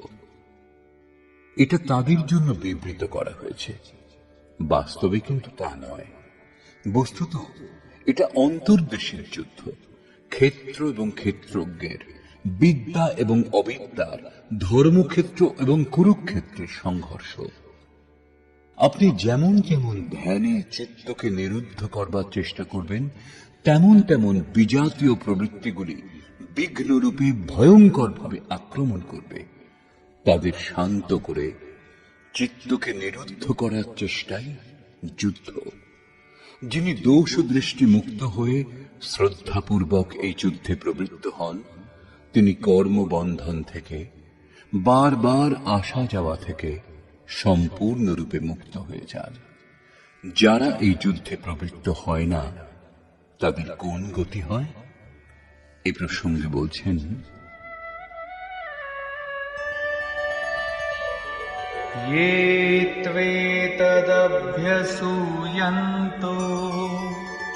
नानुतिष्ठन्ति मे मतम् सर्वज्ञानविमूढांस्तान् विद्धि नष्टान चेतसः। যে দোষ দৃষ্টিযুক্ত অচেতস অর্থাৎ মোহনিশায় অচেতন ব্যক্তিগণ আমার এই মতের অনুসারে অনুষ্ঠান করে না, অর্থাৎ ধ্যানস্থ হয়ে আশা, মমতা, সন্তাপ রহিত হয়ে আত্মসমর্পণ করে যুদ্ধে প্রবৃত্ত হয় না, সর্বজ্ঞান বিমূঢ়ান জ্ঞান পথে সর্বদা মোহমুক্ত সেই ব্যক্তিগণকে তুমি কল্যাণভ্রষ্টই জানবে।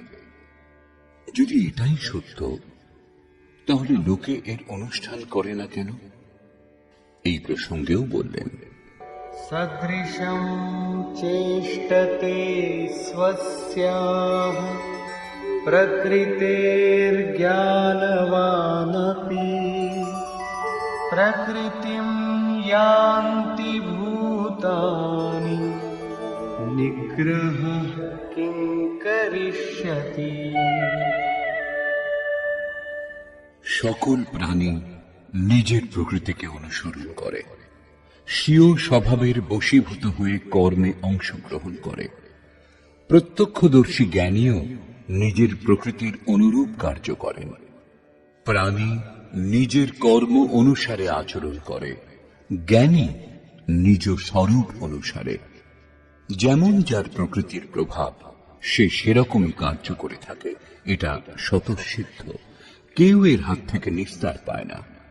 এই কারণে সবাই আমার মতানুযায়ী কর্মে প্রবৃত্ত হতে পারে না।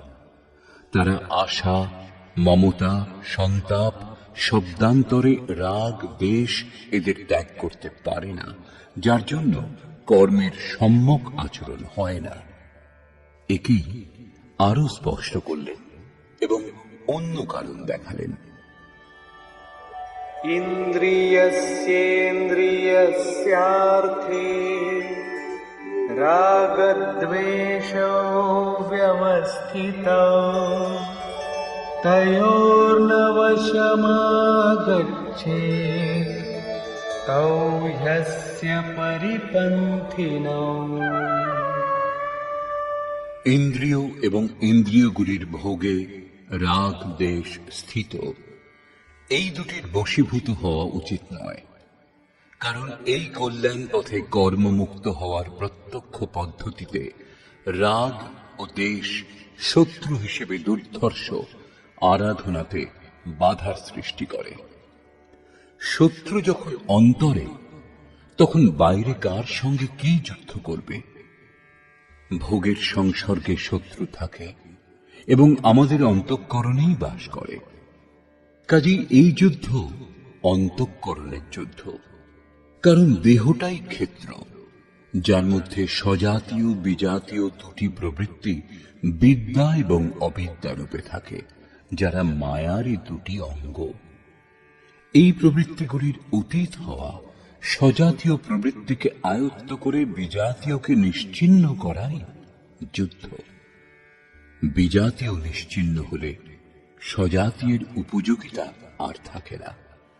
স্বরূপের ছোঁয়ায় স্বজাতীয় তার অন্তরালে বিলীন হয়ে যায়।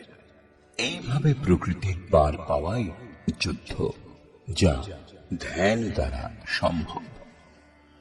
রাগ দেশ শান্ত করতে সময় লাগে। সেই জন্য বহু সাধক ক্রিয়া ত্যাগ করে সহসা মহাপুরুষের অনুকরণ করতে আরম্ভ করেন। শ্রীকৃষ্ণ এর থেকে সাবধান করলেন।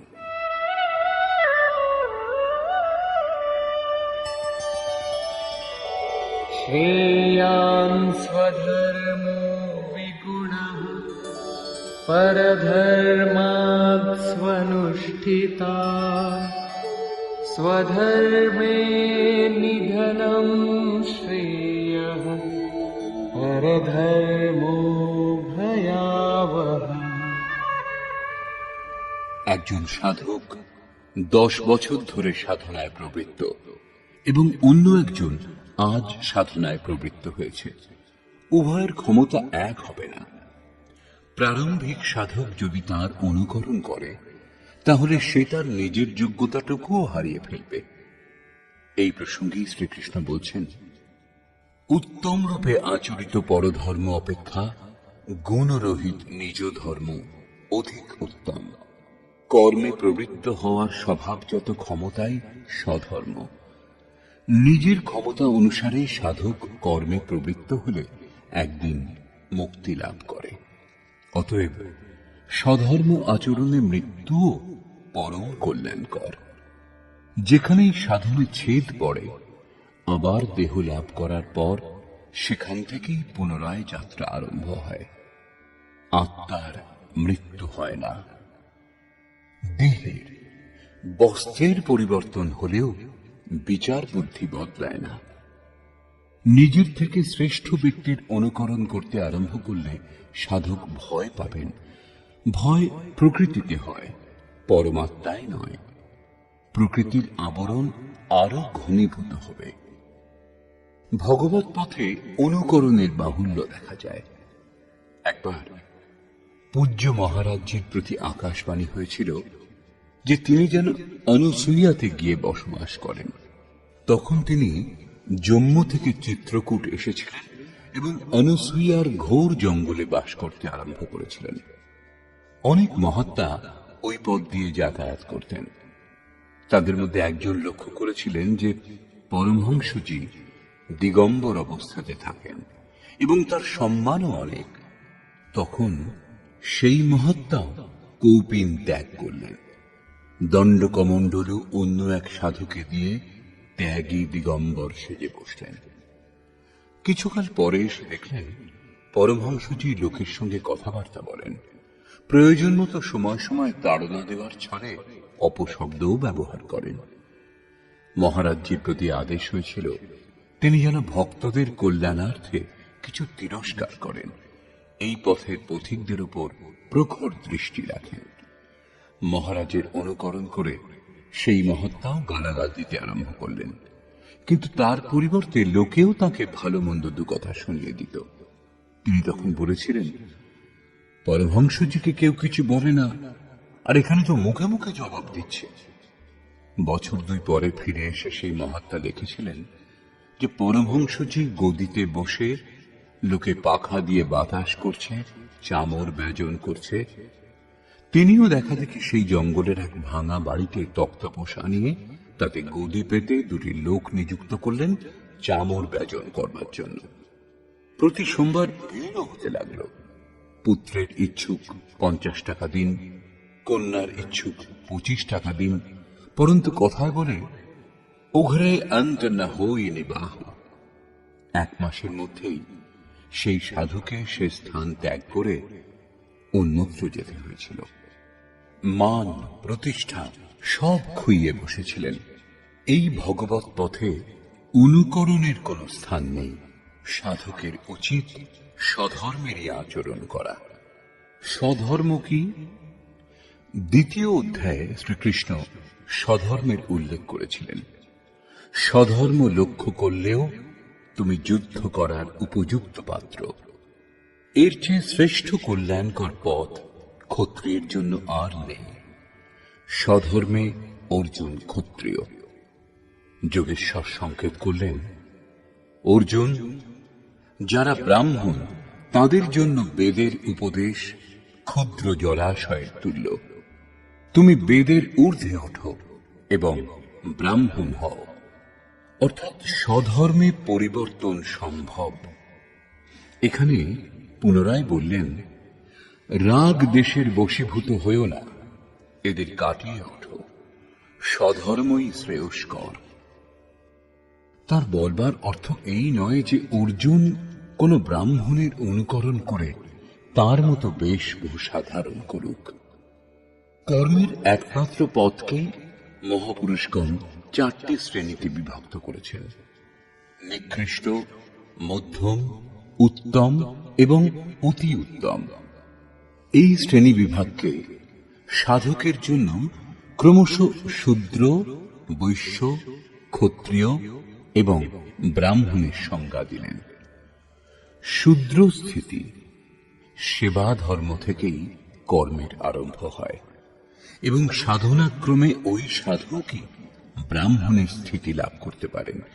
এর পরের অবস্থাতে সাধক যখন পরমাত্মায় স্থিতি লাভ করেন, তখন न ब्राह्मणो न क्षत्रिय न वैश्यो न शूद्रः चिदानंद रूप शिवोहम शिवोहम। তিনি বর্ণগুলির ঊর্ধ্বে উঠে যান। এ কথাই শ্রীকৃষ্ণ বললেন যে চাতুর্বর্ণং ময়া সৃষ্টং, এই 4 বর্ণের সৃষ্টিকর্তা আমি। তাহলে কি জন্মের আধারে মানুষের জাতি বিভাগ করা হয়েছে? না, গুণ কর্ম বিভাগশ, গুণের আধারে কর্ম বিভাগ করেছি। কর্ম কি? তাকে সাংসারিক কর্ম? শ্রীকৃষ্ণ বললেন না, তা হল নিয়ত কর্ম। এই নিয়ত কর্ম কি? তিনি বললেন যজ্ঞের প্রক্রিয়ায় নিয়ত কর্ম, যার দ্বারা শ্বাসকে প্রশ্বাসে আহুতি, প্রশ্বাসকে শ্বাসে আহুতি, ইন্দ্রিয় সংযম ইত্যাদি, যার শুদ্ধ অর্থ হল আরাধনা, যোগ সাধনা। আরাধ্য দেব পর্যন্ত পৌঁছিয়ে দেয় যে বিধি বিশেষ, তাই হল আরাধনা। এই আরাধনা কর্মকে 4টি শ্রেণীতে বিভাগ করা হয়েছে। যার যেমন ক্ষমতা, সেই ক্ষমতা অনুযায়ী নিজ শ্রেণী থেকেই তার আরম্ভ করা উচিত। একেই বলে সকলের নিজ নিজ ধর্ম। যদি কেউ শ্রেষ্ঠ পুরুষের অযৌক্তিক অনুকরণ করে, তাহলে তা বিড়ম্বনার কারণ হয়ে দাঁড়ায়। তার নাশ হবে না, কারণ এতে বীজের নাশ নেই, কিন্তু সে প্রকৃতির চাপে ভয়াক্রান্ত, দিনহীন নিশ্চয়ই হয়ে যাবে। যদি প্রথম শ্রেণীর কোনো ছাত্র স্নাতক শ্রেণীতে বসতে আরম্ভ করে, তাহলে কি তার পাঠ্য বিষয় বোধগম্য হবে? সে প্রারম্ভিক বর্ণমালা থেকেও বঞ্চিত হয়ে যাবে। অর্জুন প্রশ্ন করলেন যে মানুষ স্বধর্মের আচরণ করতে পারে না কেন? অর্জুন উবাচ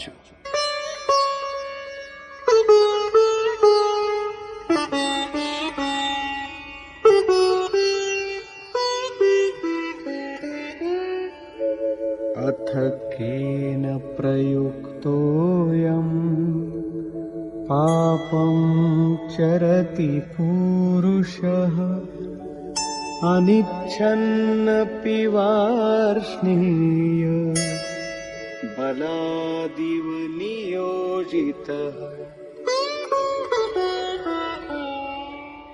হে কৃষ্ণ, মানুষ কার দ্বারা চালিত হয়ে অনিচ্ছা সত্ত্বেও যেন বলপূর্বক নিযুক্ত হয়ে পাপাচরণে প্রবৃত্ত হয়? আপনার মতানুসারে চলতে পারে না কেন? এই প্রসঙ্গে যোগেশ্বর শ্রীকৃষ্ণ বললেন, শ্রী ভগবান উবাচ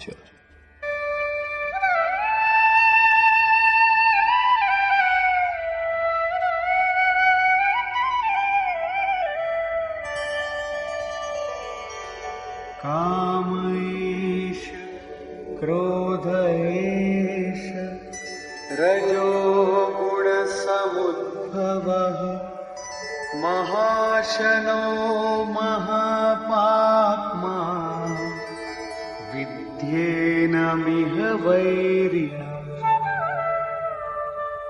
অর্জুন, রজগুণ জাত এই কাম এবং এই ক্রোধ অগ্নির ন্যায় ভোগে অতৃপ্ত, অত্যন্ত ক্ষতিকারক। কাম, ক্রোধ, রাগ দেশের পূরক। একটু আগেই আমি যার চর্চা করেছি, এই বিষয়ে তুমি এদেরই শত্রু জানবে। এখন এদের প্রভাব সম্বন্ধে বলছেন।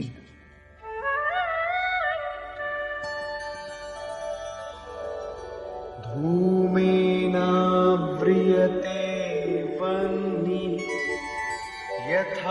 आदर्शो मलेन च यथोल्बेनावृतो गर्भः तथा तेनेदमावृतम्। যেরূপ ধূম দ্বারা অগ্নি, ময়লা দ্বারা দর্পণ এবং জরায়ুর দ্বারা গর্ভ আবৃত থাকে, সেরূপ কাম ক্রোধাদি বিকার সমূহ দ্বারা এই জ্ঞান আবৃত থাকে। ভিজে কাঠ জ্বালালে কেবল ধোঁয়াই হয়, আগুন থাকা সত্ত্বেও শিখার রূপ নিতে পারে না। ময়লা দিয়ে ঢাকা দর্পণে যেরূপ প্রতিবিম্ব স্পষ্ট হয় না, জরায়ুর দ্বারা যেরূপ গর্ভ আবৃত থাকে, সেরূপ এই বিকারগুলি থাকতে পরমাত্মার প্রত্যক্ষ জ্ঞান হয় না। आवृतं ज्ञानमेतेन ज्ञानिनो नित्यवैरिणा कामरूपेण कौन्तेय दुष्पूरेणानलेन च। কৌন্তেয়, অগ্নির ন্যায় ভোগে অতৃপ্ত জ্ঞানীর চিরশত্রু এই কাম দ্বারা জ্ঞান আবৃত থাকে। এখন শ্রীকৃষ্ণ কাম এবং ক্রোধ দুটি শত্রুর কথা বললেন। এই শ্লোকে তিনি কেবল একটা শত্রু কামের বিষয় বললেন। বস্তুত কামের মধ্যে ক্রোধের অন্তর্ভাব বিদ্যমান। কামনা পূর্ণ হলে ক্রোধ শান্ত হয়, কিন্তু কামনা শেষ হয় না। কামনা পূরণে বাধা উৎপন্ন হলেই পুনরায় ক্রোধ জেগে ওঠে। কামের অন্তরালে ক্রোধ নিহিত থাকে। এই শত্রুর উৎস কোথায়? কোথায় একে খুঁজবে? শত্রুর নিবাস জানা থাকলে এর সমূল বিনাশে সুবিধা হবে। এই প্রসঙ্গে শ্রীকৃষ্ণ বললেন, इन्द्रियाणि मनो बुद्धिः अस्याधिष्ठानमुच्यते एतैर्विमोहयत्येष ज्ञानमावृत्य देहिनम्। ইন্দ্রিয় সমূহ মন এবং বুদ্ধি, এদেরই কামের আশ্রয় বলা হয়। কাম, মন, বুদ্ধি এবং ইন্দ্রিয় সমূহের দ্বারাই জ্ঞানকে আবৃত করে জীবকে মোহমুক্ত করে। तस्मात् त्वमिन्द्रियाण्यादौ नियम्य भरतर्षभ पाप्मानं प्रजह्येनम् জ্ঞানবিজ্ঞাননাশনम्। সেই জন্য অর্জুন, তুমি আগে ইন্দ্রিয়গুলিকে নিয়ম্য সংযত করো, কারণ এর অন্তরালে শত্রু বিদ্যমান। তা তোমার দেহের ভিতরে বাইরে খুঁজলে কোথাও পাবে না। এটা হৃদয় রাজ্যের অন্তর্জগতের যুদ্ধ। ইন্দ্রিয় সমূহকে বশ করে জ্ঞান এবং বিজ্ঞানের বিনাশক এই ক্ষতিকারক কামের নাশ করো। কাম সহজে আয়ত্তে আসে না, অতএব বিকারের নিবাস স্থানকেই অবরুদ্ধ করো, ইন্দ্রিয় সমূহকে সংযত করো। কিন্তু ইন্দ্রিয় সমূহ এবং মনকে সংযত করা খুব কঠিন। আমি কি তা করতে পারব? এই প্রসঙ্গে শ্রীকৃষ্ণ তার সামর্থ্য বলে উৎসাহ দিচ্ছেন।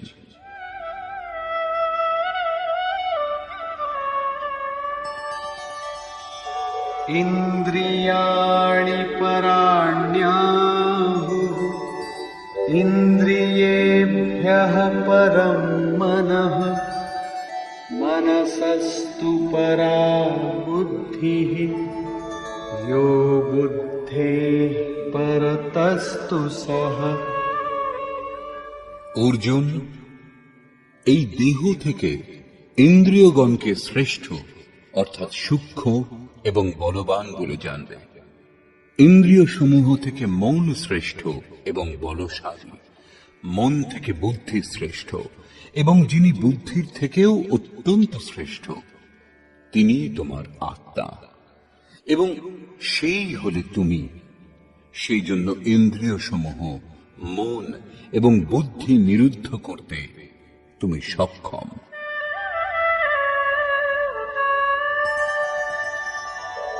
एवं बुद्धे परं बुद्ध्वा संस्तभ्यात्मानमात्मना जहि शत्रुं महाबाहो कामरूपं दुरासदम्।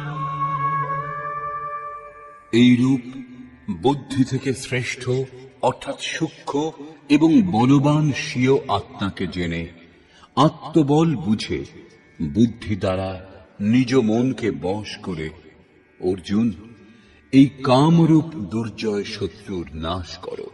নিজের শক্তি বুঝে এই দুর্জয় শত্রুর নাশ করো। কাম দুর্জয় শত্রু।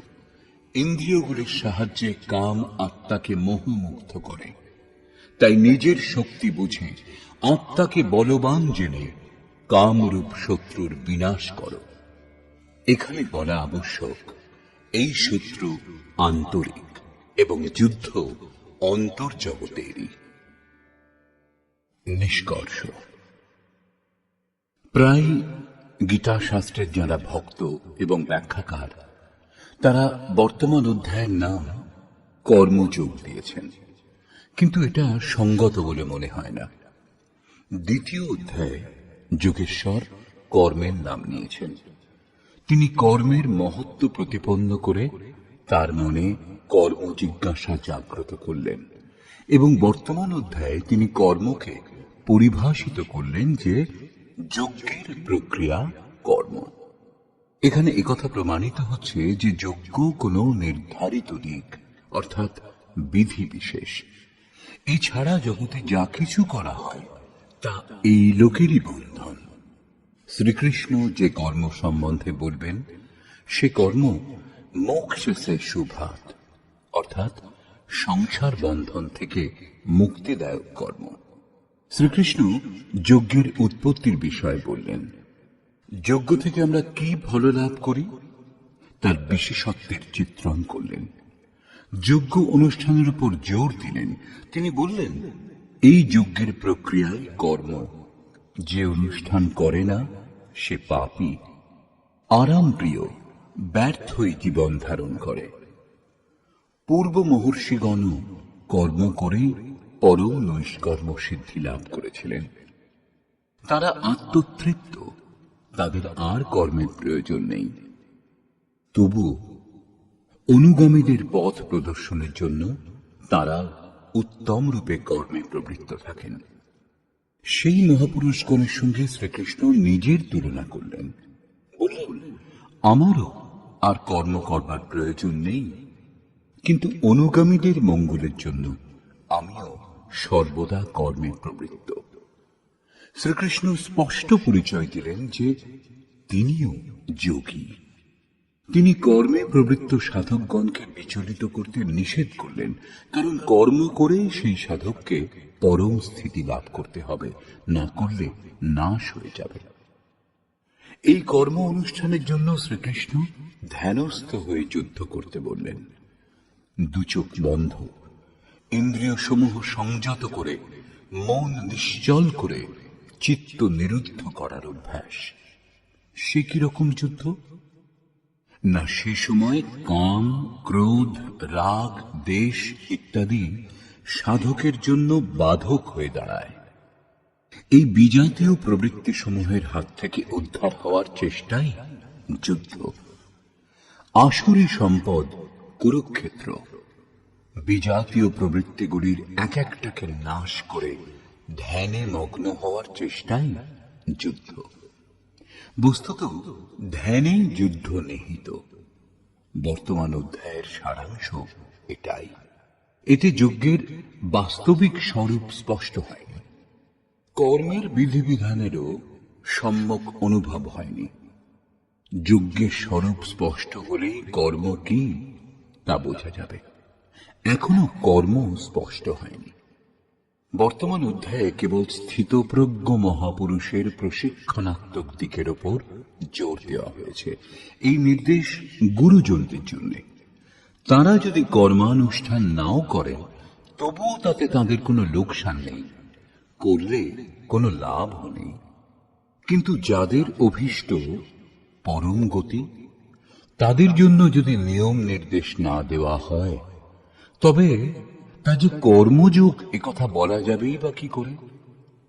যোগেশ্বর বলেছেন, যজ্ঞের প্রক্রিয়াই কর্ম, কিন্তু সেই কর্মের স্বরূপ স্পষ্ট করলেন না এবং যজ্ঞ কি তা বললেন না। বর্তমান অধ্যায়ে যুদ্ধের যথার্থ চিত্রণ করা হয়েছে। সম্পূর্ণ গীতা শাস্ত্রে দৃষ্টিপাত করলে দেখা যায়, দ্বিতীয় অধ্যায়ে যোগেশ্বর বলেছেন, এই শরীর নাশবান, অতএব যুদ্ধ করো। গীতা শাস্ত্রে যুদ্ধের বাস্তবিক কারণ এটাই। পরে জ্ঞান যোগের বিষয়ে ক্ষত্রিয়ের জন্য যুদ্ধই কল্যাণের একমাত্র সাধন বলা হয়েছে। তিনি বললেন, অর্জুন, এই বুদ্ধি তোমার জন্য জ্ঞান যোগের বিষয়ে বলা হয়েছে। কোন বুদ্ধি? এই যে জয় পরাজয় উভয় দৃষ্টিতেই জয়লাভ হয়, এই কথা জেনে যুদ্ধ করো। চতুর্থ অধ্যায় বলেছেন, যোগে স্থিত হয়ে হৃদয়ে স্থিত এই স্বীয় সংশয় জ্ঞানরূপ অসি দ্বারা ছেদন করে যুদ্ধার্থে উত্থিত হও। পঞ্চম অধ্যায় থেকে দশম অধ্যায় পর্যন্ত যুদ্ধের কোনো চর্চা করেননি। একাদশ অধ্যায়ে কেবল এই বলেছেন, এই শত্রুগণ আমার দ্বারা পূর্বেই নিহত হয়েছে, তুমি নিমিত্ত মাত্র হও, যশ লাভ করো। এই মৃতদিগকে তুমি বধ করো, যিনি প্রেরক তিনি কুড়িয়ে নেবেন, মৃতদেরই বধ করো। পঞ্চদশ অধ্যায়ে সংসারকে দৃঢ়মূল অশ্বত্থ বৃক্ষের ন্যায় বলা হয়েছে, যাকে অসঙ্গতারূপী অস্ত্র দ্বারা ছেদন করে ওই পরম পদের অনুসন্ধান করবার জন্য নির্দেশ দেওয়া হয়েছে। পরবর্তী অধ্যায়গুলিতে যুদ্ধের উল্লেখ নেই। ষষ্ঠদশ অধ্যায়ে অসুরের চিত্রণ অবশ্যই করা হয়েছে, যারা নরকগামী। শুধু বর্তমান অধ্যায়ে যুদ্ধের বিশদ বর্ণনা আছে। শ্লোক 30 থেকে 43 পর্যন্ত যুদ্ধের স্বরূপ, যুদ্ধের অনিবার্যতা, যুদ্ধে প্রবৃত্ত না হলে বিনাশ, যুদ্ধে নিহত শত্রুদের নাম, তাদের বধ করবার জন্য নিজ শক্তির আহ্বান এবং নিশ্চয়ই তাদের বধ করবার জন্য জোর দিলেন। বর্তমান অধ্যায়ে শত্রু এবং শত্রুর আন্তরিক স্বরূপ স্পষ্ট রূপে বর্ণনা করা হয়েছে, যাদের বিনাশ করবার জন্য প্রেরণা প্রদান করা হয়েছে। এই প্রকার শ্রীমদ্ ভগবৎ গীতারূপী উপনিষদ এবং ব্রহ্মবিদ্যা তথা যোগশাস্ত্র বিষয়ক শ্রীকৃষ্ণ এবং অর্জুনের সংবাদে শত্রু বিনাশ প্রেরণা নামক তৃতীয় অধ্যায় পূর্ণ হল। এই প্রকার শ্রীমৎ পরমহংস পরমানন্দজির শিষ্য স্বামী অর্গড়ানন্দকৃত শ্রীমদ্ ভগবৎ গীতার ভাষ্য যথার্থ গীতাতে শত্রু বিনাশ প্রেরণা নামক তৃতীয় অধ্যায় সমাপ্ত হল। হরি ওম তৎসৎ।